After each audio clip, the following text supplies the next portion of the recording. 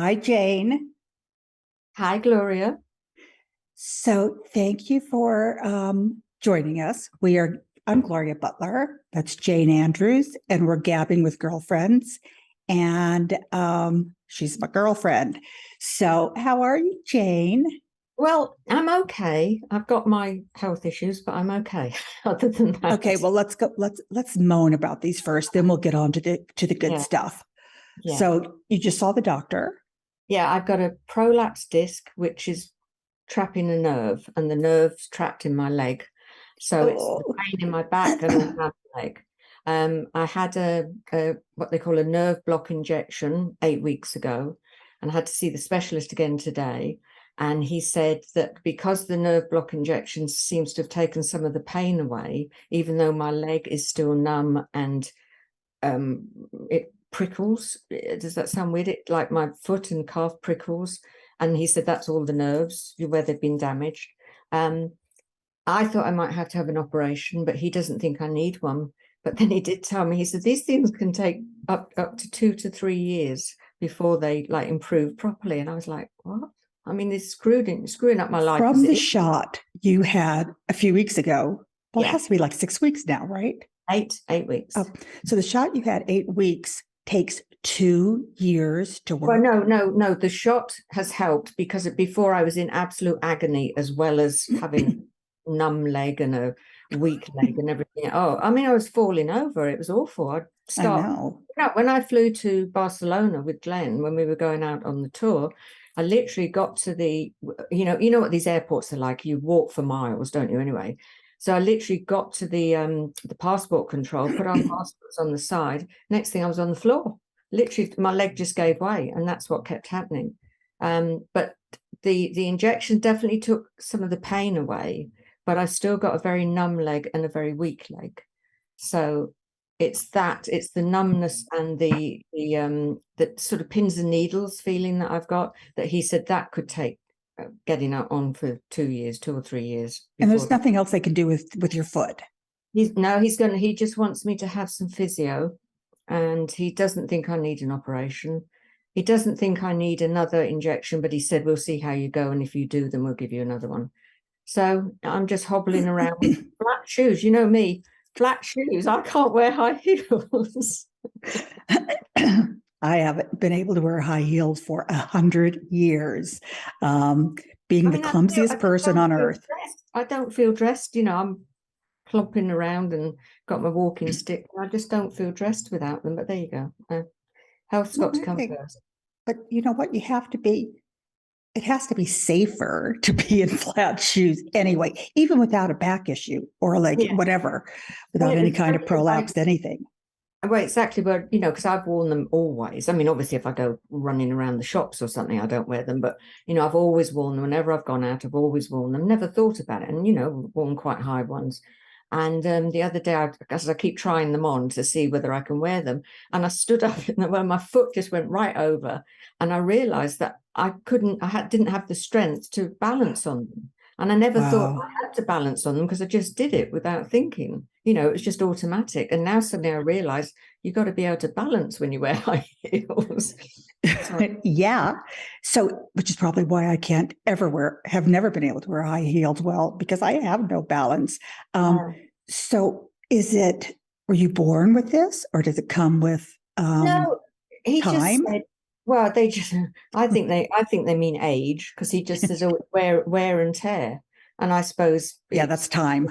yeah, time and age and everything. And you could see it on the MRI. It was like where the disc was. It's this sort of black bit that comes right across onto the nerve, and that's what was pushing onto the nerve. So he thinks that the injection's definitely done some good because it's taken a lot of the pain away. But it's the Wow. fact that I've still got a weak leg and a numb foot. I mean, the other day I said to him, I said, I thought I'd trodden on something. It felt like there was something underneath my foot, like I'd trodden on a ball or something. And when I looked, there was nothing there. And he said, no, he said, that's all the nerves that have been damaged. So Wow. I know. I think we look alike.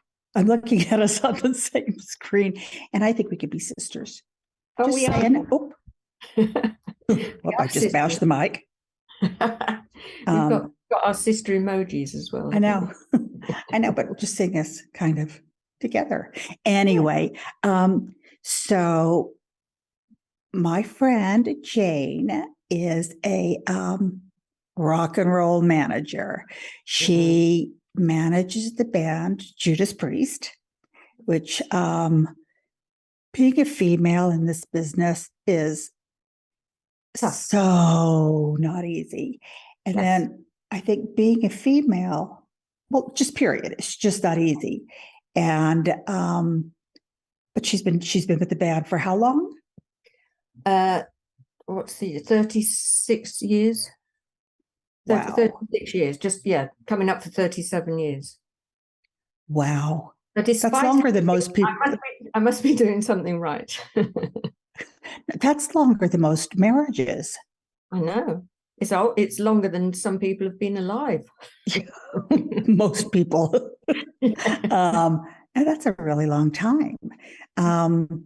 So how did that come about? I started off, I got a job in the showbiz agency in London. And at the time, I was a receptionist. It was the biggest showbiz agency in London, dealt with all of the big stars of the UK, including a lot of film stars, including Roger Moore and people like that. Dealt with all the comedians that were all really happening on TV at the time. And then just through contacts, I then became a secretary there. I then... just through getting to know people, I got kind of headhunted. Because back then, girls weren't even allowed to work in the mailroom. You No, had to be a secretary and a coffee getter. When did I get the job? It's got to have been early 70s, 1970 something. And then I got, through contacts, I got offered a job working at a company called Manticore, which was Emerson, Lake and Palmer's record management company and record label. And I worked in the accounts department. But then just through my apparently natural kind of caring and attention to detail, I got moved over to look after the band, just as, artist liaison, dealing with every day-to-day stuff. And it really went from there. Then I got a job at Atlantic Records. I got, again, headhunted and went to Atlantic Records. So I had quite an experience of all different types, management, record label, accounts and everything. And before you went to Atlantic, didn't you do something with George Lucas's company? I went to Atlantic, and then I was married at the time, and my marriage wasn't doing too well. And I thought, if I come out of the business, then no, sorry, I'm getting this around the wrong way. Yes, you're right. It was before Atlantic. That's right. Because I thought, well, if I come out of the business, then maybe my husband will, be a bit happier about it. But it wasn't. I mean, the marriage wasn't to be anyway. But I got a job with George Lucas, and I looked after all the merchandise for. I love that. Well, it was when they had the very first film, The Empire Strikes Back, and I went to the premiere and everything. I thought, oh, this is good. But I remember being told, oh, there's going to be 10 movies or whatever it was over the years. And I was sitting there thinking, yeah, sure. Everyone was right. It just seemed like a little bit far-fetched. But then I went down to the set of Raiders of the Lost Ark, and there was me and Harrison Ford and Steven Spielberg all sitting watching the rushes. So that was quite exciting. That's really exciting. And it was great because they showed me all around the set and how things worked and everything. And it, I'd not seen that side of it before. So it was really good to see that. And then I got offered a job with Kit West, who was the special effects guy on the movie, onto the next Star Wars movie. But at the same time, I got offered a job at Atlantic. Sorry, that I was getting confused before. And I didn't know what to do because the Kit West job, the special effects for it was it was then called The Revenge of the Jedi, but they ended up calling it The Return of the Jedi. And that seemed quite exciting. But then I thought, then you've got no, that's that movie. You've got no guarantee you go on to the next movie or the next movie. And I thought music's what I knew best. So I went with Atlantic then. And what did you do there? I dealt with all international promo and press. Oh. And everything with all fun. The big artists that they had on the label at the time, which included AC/DC, Robert Plant, Twisted Sister, Manhattan Transfer. Oh, I love it. That's cool. That's really Great, cool. a total selection of different artists. Yeah, it was all good. And then, Oh goodness, how long did I work there? Oh, then I got headhunted by where I am now, by Trinifold, with the management company for the Who and Judas Priest at the time. And I looked after Roger Daltrey for a little while when I worked there initially, and I started working with Priest. Basically, I kind of oversaw the UK and Europe, and there was somebody else in America who oversaw America. But as time went on and my relationship with the band sort of developed, and we became, I mean, to me, I still say we're like the best friends. So we became really good friends, and the more and more became on my shoulders. And as time went on, then it just slowly developed into me taking over management for them, because everything ended up being left with me. And that's what I've done now for all these years. see, I think that that's maybe not all females, but I think it's quite a female trait that when you're managing somebody, and it's really working well, that not only do they become like your friends, but it's family. It's family. And I think with the female too, being kind of that, having that maternalistic quality, it's kind of like literally your family. I started to say your sons, but definitely not, but kind of, because it is a nurturing. And with Priest, we've always, if anything happens to one of them, we all kind of close ranks.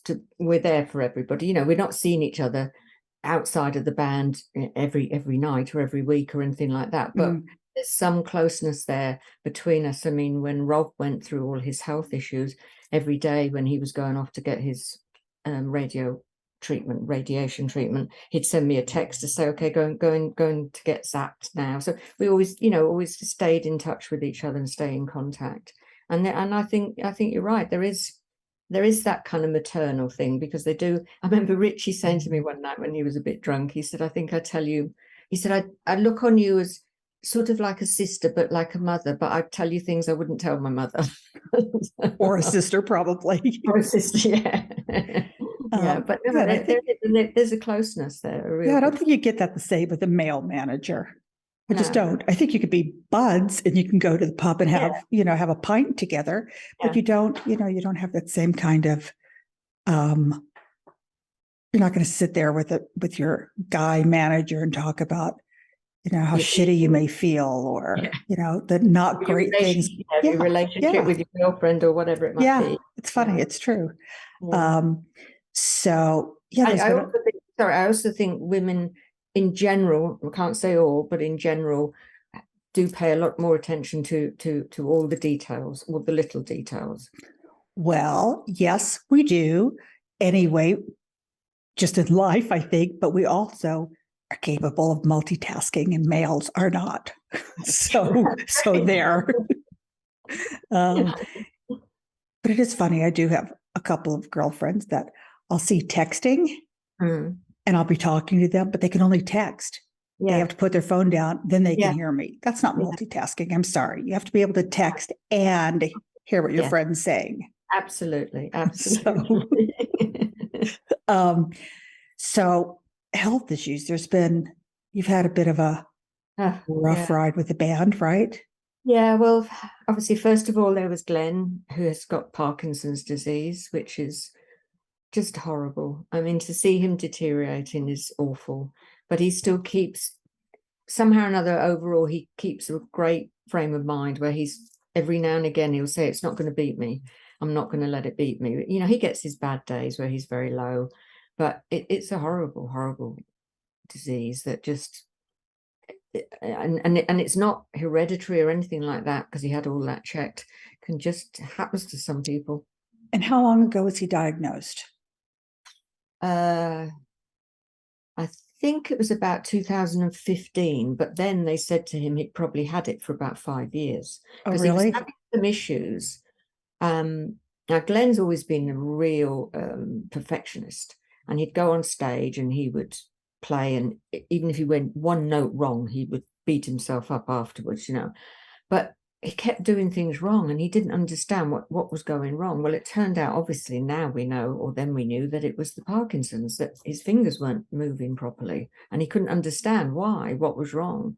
But then he finally got diagnosed, and yeah, it was, and it's been heartbreaking, because when he decided that he couldn't tour, that was just the most heartbreaking thing. The band were in rehearsals, and he was practicing, or trying to warm up and everything, and then apparently it was just him and Rob, and he turned to Rob, and he just, because Rob said he looked really down, and I just said to him, "You okay?" And he just said, he looked at me, he said, "I can't do it."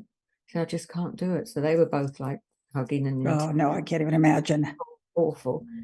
And Rob sent me a message. He said, "Glenn's going to call you." And I knew, because I knew, obviously, Glenn had been telling me that he didn't know if he could do it and everything. And I thought, I know that's what it is, because I kept trying to encourage him and say, when you're with the guys, the camaraderie, and you'll feel better, and da-da-da. And anyway, he called me and said, he can't do it. So I went up to rehearsals, and we all sat, all the band and I, we all sat and talked about it. And everybody said, because he could still write and he could still play in the studio, but obviously in the studio you can do another take. You can't do that. Right. So we did the press release, which basically came from the heart of all of us. But at the end of the day, it was what Glenn wanted to say, and that was just the hardest thing, to send that out. Oh no, I can't even imagine. It was awful. I mean, just thought, and even now, like when he's come out to shows and he's done encores, which he's tried to do when he could. I remember one day he was backstage, and I went back, I said, "Are you okay?" And he looked really, really low. And I said, "You're right." And he said, "You don't know how hard it is for me to sit here and know that I should be out there on stage with them." And I just thought, I mean, that's something he'd done, and was classed as one of the best metal guitarists in the world, done all of his life, could do in his sleep, without thinking almost. Suddenly he couldn't do it. It was very, very hard. So we had that, and then of course Rob had pancreatic cancer, and so he went through 18 months of radiation treatment and cancer treatment. And then of course we had the huge thing with Richie last year, but that was just unbelievable. Yeah. So tell us about that, because that story is just as horrific as it is. The things that made that story okay, being so close to that hospital, and it's incredible. Go on. The angels were definitely looking after him that day. Yes. But basically, Richie's the youngest of the band. He's pretty healthy. I mean, yes, he has the odd drink every now and again, has the odd silly night, but nothing exceptional, And he eats well, he goes to the gym, absolutely fine. So he went on stage this night at Louisville. Yeah. And he said he suddenly felt, through painkiller, he literally felt like his chest had exploded, which it obviously had, because that's what he found out afterwards, that it had. But he played through it. And as he came off stage, he just collapsed. Got the medics round, and they said he's got to go to hospital. Well, as he came round, he was saying, "Oh, no, I'm all right now." And we all said, no, you've got to go to hospital. So all right, I'll get changed, because he still had his stage clothes on. So he gets changed. And anyway, luckily enough, the hospital was 4 miles away. It had a great heart department. As soon as they saw him, they said, "We've got to get him in surgery now." And he went in, he was 10.5 hours in surgery. And the awful thing was, his girlfriend, who'd come to pick him up, because they had a couple of days off afterwards, and he lives in Nashville. So even that part of the story is amazing. Oh, is that she was there, and just crazy. So, but imagine, the whole thing is that if it had happened a bit later and they were actually on the way home, he would have died. Because the specialist said to her, "You have to be prepared that he may not come out of this." So she had to wait 10 hours while he was being operated on, not knowing what the hell was going to happen. So thank God he did come through. But the specialists, even they said, he is like a miracle. They said, because what he had was an aorta aneurysm, so that had exploded and was bleeding into his heart. And they said, with any kind of aneurysm, you've got 10, 15, maybe 20 minutes, if you're lucky. If you're not treated in that time, then you die. But they said what kept his body going was the adrenaline from being on stage. So that's why he was able to do what he did and get there and be longer than that 15. Yeah, he was definitely being looked after, because just that series of events is just, it's incredible. Unbelievable. And now basically his heart is strong, they said, but everything else around it wasn't. They've replaced everything, all the valves and everything else around it. And well, we kind of make a joke of it because they've replaced it all with metal parts. So we said he really is made of metal, our Richie. That's funny. When we went back out on tour in March, and obviously we'd all stayed in touch with him. We'd sent him messages, we sent little videos, and just to keep him boosted up, because initially it was, you imagine what your head's going through besides anything else. No.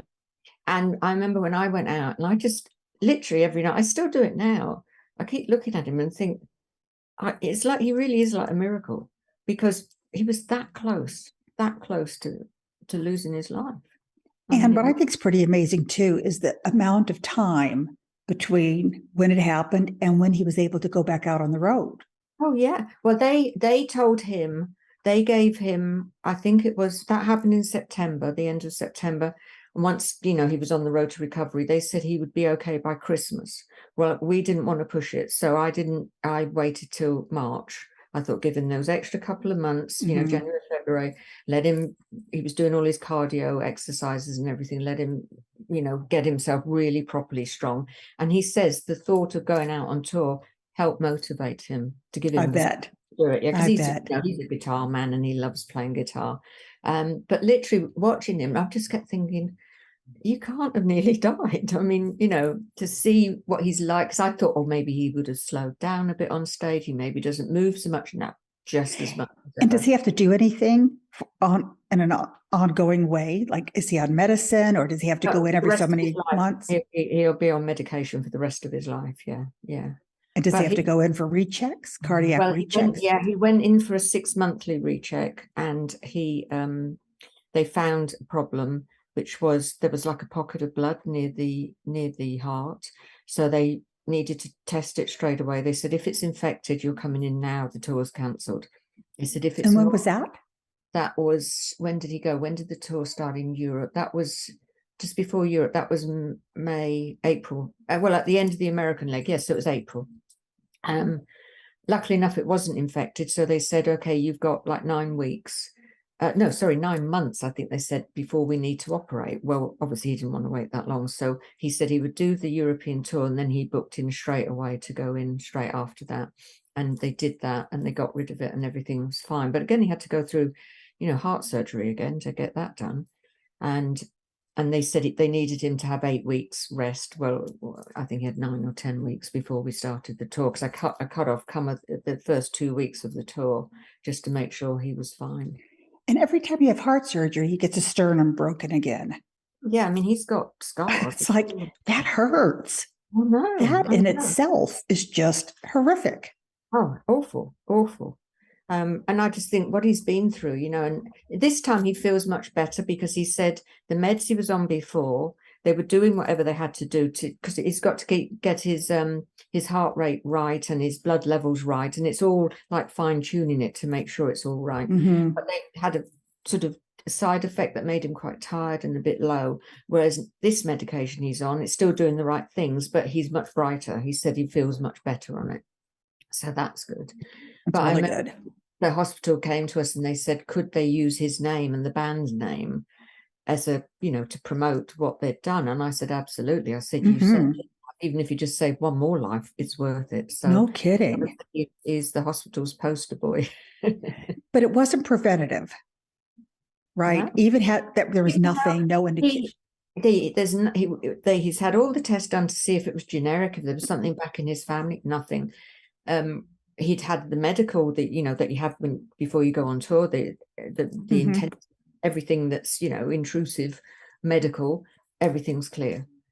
He didn't even have high blood pressure, nothing. So I said, well, had you had pains?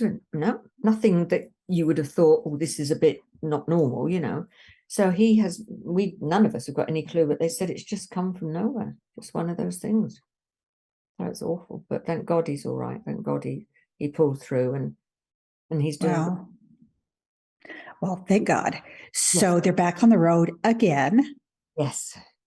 And are you at 50 years now? We're 52 now. I think it's 52 years because it was 50 years, but then the pandemic hit. That's right. So last year we did the 50th anniversary, and then of course that got stopped Got because of it. Richie. So we've done it again this year, or finished it this year, finishing it this year.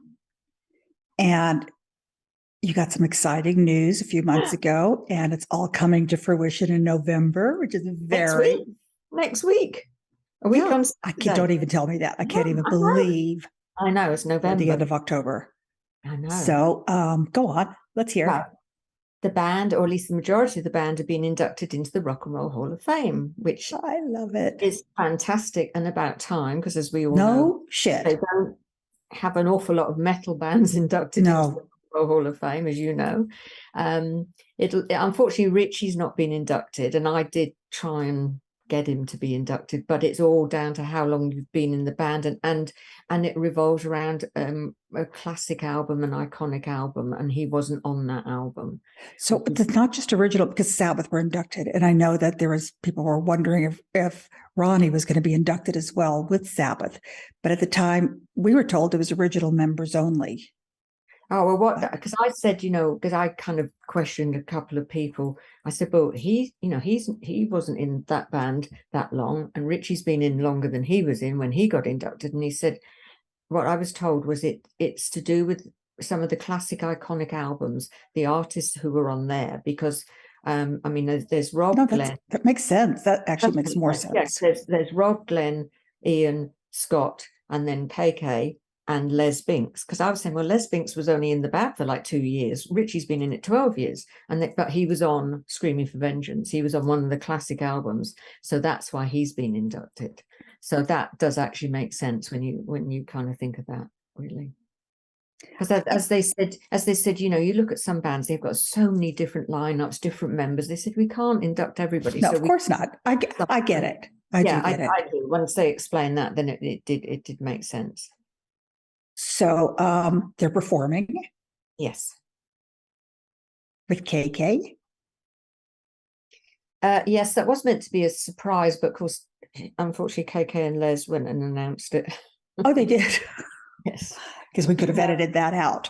I'd asked for it to be kept quiet, because the idea was it was meant to be a surprise on the night, And I know the Rock and Roll Hall of Fame like to have a few little exclusives and everything. Yeah.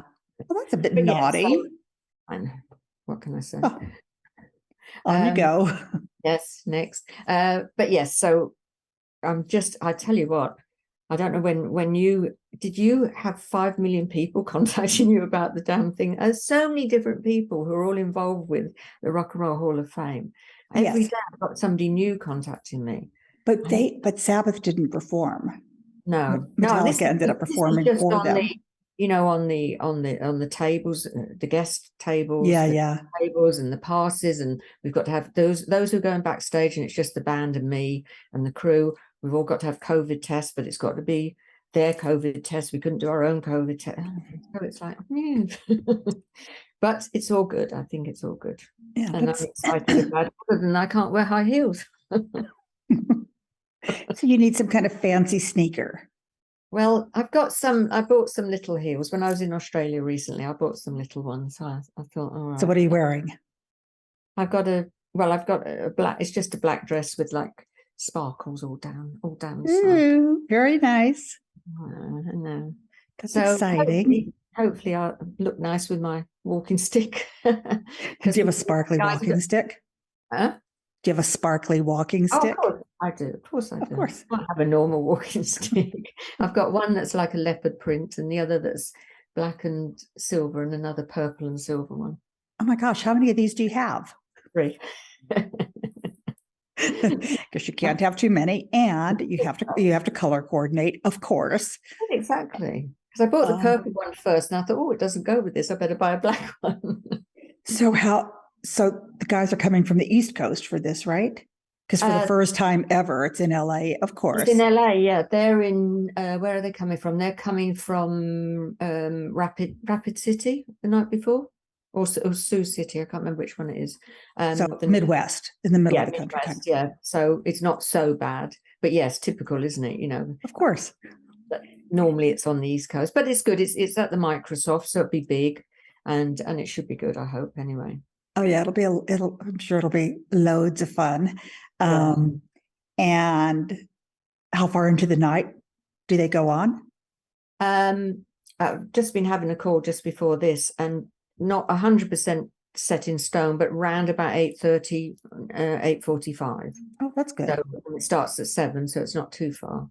Oh, yeah, So, that's. And there's Priest. I can't remember everybody. There's Priest, Dolly Parton, Lionel Richie, I think Carly Simon, Eminem, Duran Duran, and 2 more that I can't remember, who have all been inducted. So and who's performing? Is everybody performing? I'm not sure about Carly Simon and Lionel Richie. I know that 8 artists are performing, so I would imagine that they are. I know Duran Duran are, Dolly Parton is, Priest are. I don't know whether Eminem is performing or not, but I would imagine Carly and Lionel are. That sounds like a really fun night. You're gonna love it. You've got this little time for rehearsals, and I keep saying to the guys, just remember, we're not calling the shots. It's not our, because normally they get in, they sit down, they have a drink, and have something to eat and chat. I said, you've got to get in, you've got to rehearse, and that's it. No time. You just given that slot, Yeah, I mean, the bad news is, as musicians are so regimented, and this is how, whenever they're going to rehearse or whenever they're going to sound check, this is the order in which they do things. Yeah. And when it's not your gig, you just do it when you do it, or, during your time slot. But the good news is the onus isn't on them for it to be a fantastic night. Exactly. So it isn't their show. Exactly. Yeah. And I think that makes life so much easier to be able to just get on it and have fun. That's the way. Yes. That's what it is. It's fun. Absolutely. Yeah, that's what, I want it to be that. I mean, I'm trying to make sure everything's going to run as smoothly as possible, because we've got to walk the red carpet and do all of that stuff. I presume you must have done that, did you? Yes. Yeah. I barely remember it, but yes, it was. All the interviews, and then you go backstage and there's the press room. You can do this one and that one. So I just want to try and make it as smooth as possible so that they do actually have a great time. So. And will they have seen KK prior to being in Los Angeles? They'll see him at rehearsals, and Les at rehearsals. We're not at the same hotel. I mean, we're at a different hotel. Next, it'll be, I'm sure it'll be fine. It will. It will. And the thing is that what people have to remember, despite what's been said, KK left the band of his own accord. Nobody forced him out. No, of course. He left the band, and that was 12 years ago in November. This November, it was the 26th or 28th of November that he left. And that was his choice. And, he made his choice. And we were lucky enough to find Richie, and the band went from strength to strength. They've done really, really well since. Yeah. Definitely not worth stressing over, not worth having to worry about gray hairs or anything. It's going to be a fun night. It's going to go smoothly, and everybody will live happily ever after. I hope so.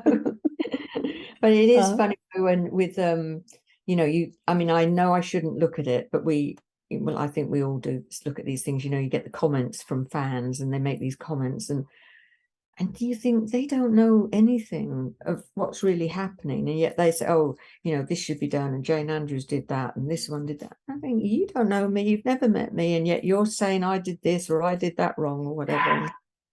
And why? I mean, it's like, why? I think people, I don't really get it, but I think people think they have to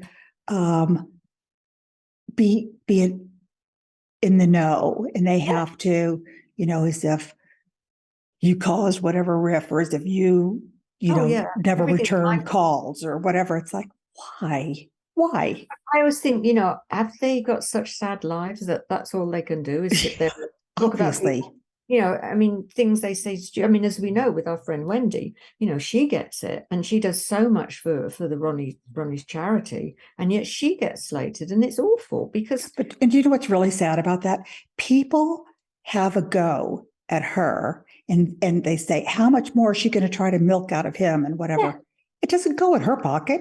I It was goes to gonna a say, charity. oh, because when I was with her, I remember saying to her, "What do you take your expenses out?" She doesn't even take those out. Every penny goes to that charity to help Yeah. end the cancer and everything else, which is amazing what she does. Yes. I mean, And it's it's just awful. I think it's vile, some of these people.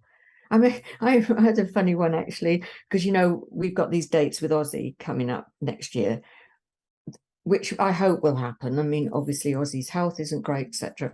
But they've been rescheduled 4 times now. It was originally my idea in 2018, and they got rescheduled. One of the times wasn't his fault, obviously, because of the pandemic. But when the 5 times lucky.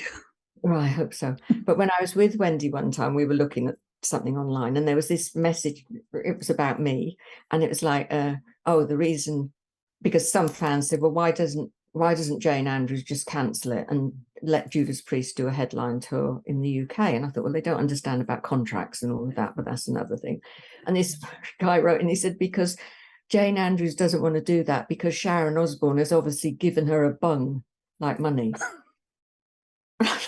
Like, Sharon's going to give me money for what? New shoes, new flat shoes. Yeah, new sparkly flat shoes. But I just thought, what is wrong with you? You don't know me. You don't know Sharon. You don't know how it works. And yet you think that that's the reason why we're still going to be doing these dates. But what's interesting? These are all, maybe it's because we all know each other, but these are all females that you're talking about. Do people do that with male managers as well? Do people say, I don't know. I don't know. They don't. They don't. They don't No. say so-and-so canceled because, such and such didn't want to see them go out, or such or such, whatever. That you don't hear those things. It's always, Yes. the girls are the bad guys. Recently, well, not that recently, a few months ago, the band were going to go out as a foursome. They decided to do it, and it was an internal decision, because I do not have anything to do with the musical side of it or their decisions musically or anything. That's them. They're the musicians, not me. And they made the announcement. They retracted it because they suddenly realized it wasn't going to be that well accepted and everything. But they were going to go out with Richie, could do it all on his own shoulders, and we were all like, "Are you sure? With your health?" No, he wanted to do it. So that's what it was going to be. And sometimes, oh, this sounds like a typical Jayne Andrews decision. I'm like, nothing to do with me. I was there in the room when they all decided, but it was a bad decision, not me. But if you were a guy, oh yeah, that would have never been part of the conversation. It just wouldn't have been. It just, can you hear my dog bark? Yeah, I can. Do you know why? He's so old and he's so arthritic and he's trying to get up the step. I think my husband's coming to rescue him. Yeah, but the thing is, I've always said, if a man's tough, he's great. He's a great manager. He's a good guy. If a woman's tough, she's a bitch. And it's always true, isn't it? Yeah. I think so. That's very funny. And that is true. That's so true. Now we just can't win anywhere. No. I just, sometimes you just, it's beyond me sometimes, some of these people, what they say. And then, I do get upset sometimes by it or angry about it, and I want to respond, but I know that I can't, because that's the worst thing you can do, is start communicating with them, even though sometimes I want to say, you just have not got a clue. But they amaze me. But then, I don't understand. Again, don't they have lives?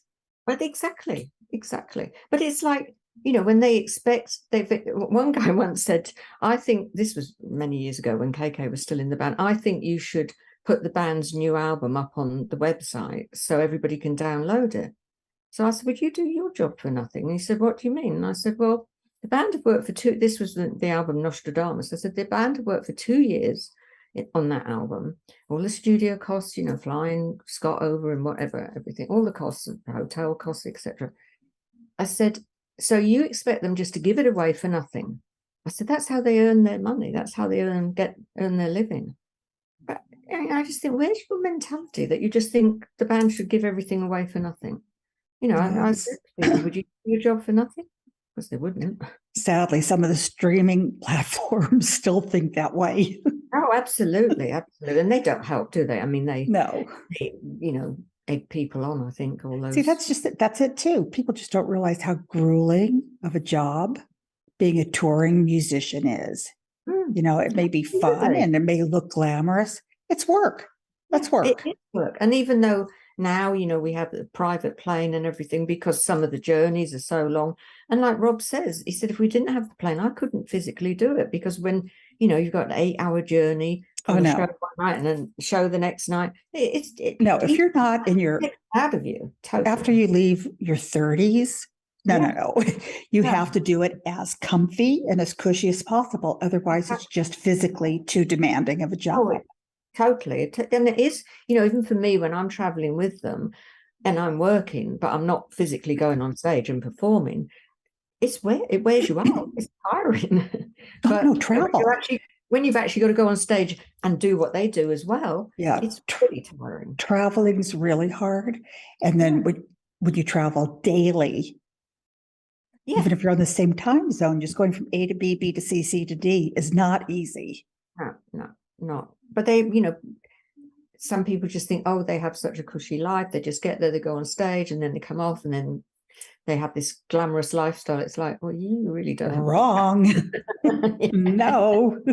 Well, I just noticed the time, and I know we have to start winding down, but can we please do a part 2 after the Rock and Roll Hall of Fame, so we can get all the scoop?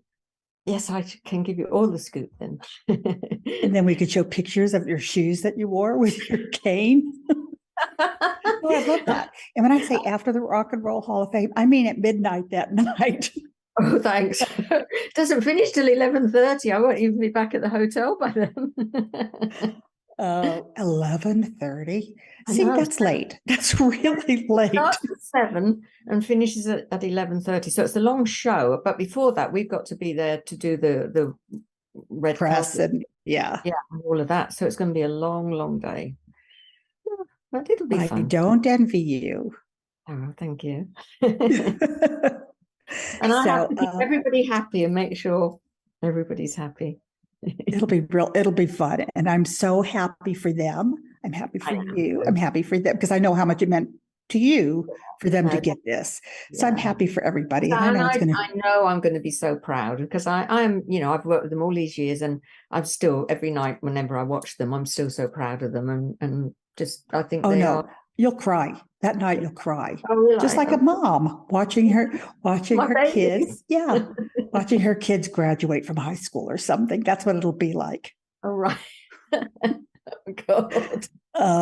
So this is really fun. I hope everybody liked this, and I hope everybody liked my girlfriend, Jayne Andrews, as much as I like my girlfriend, Jayne Andrews. Oh, because thank you so much. My Emoji Sister. Yes. But real sisters almost. Pretend real sisters in real life. Yes, we do. Okay. Well, I look forward to texting you later and doing this again in November. Okay. It's a week away. How crazy. How crazy. Next Tuesday, I know, because that's when I fly out to LA. Next Tuesday is the 1st of November. Wow. And then it's Christmas again. Don't even. That's a whole nother conversation that we'll have next time. And thank you. Love you loads. And I'll speak to you soon. All right. Okay, take care. Bye. Bye. Bye. Bye.